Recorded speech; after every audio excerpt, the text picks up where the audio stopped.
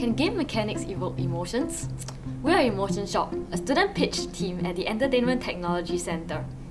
We realized that a lot of emotions in the games we play are driven mostly by cutscenes and music, but we wanted gameplay to have a stronger role in producing these emotions as well. That's why we set out to find out what interactions were most effective in evoking specific emotions, in hopes of providing more tools for game designers to wield.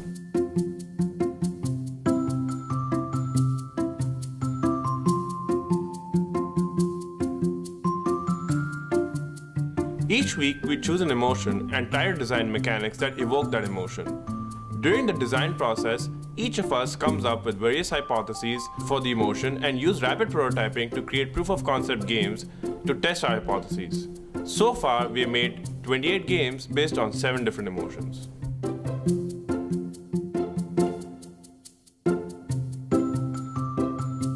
In each cycle, we gather together to explore one emotions from the emotion wheel that we feel excited about and analyze what makes people feel about it. During the process, we brainstorm based on intuitive understanding, the academic definitions of that emotion, and our personal experiences. We then come up with several ideas how to approach that emotion, and we split up individually to build our game prototypes.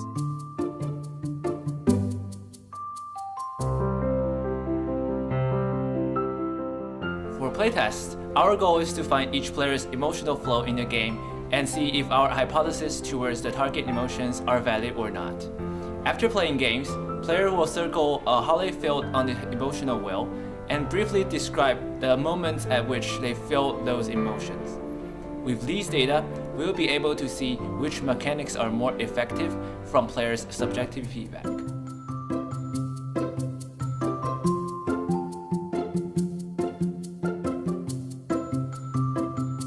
After playtest, we gather data from our survey, organize them into pairs of the emotion and the mechanics behind the emotion. Then we use affinity diagram to cluster them. From these clusters, we summarize and learn what are the effective mechanics towards a certain emotion and how this mechanics works on players. Based on what we have learned from the process I mentioned, we write down our insight blog post.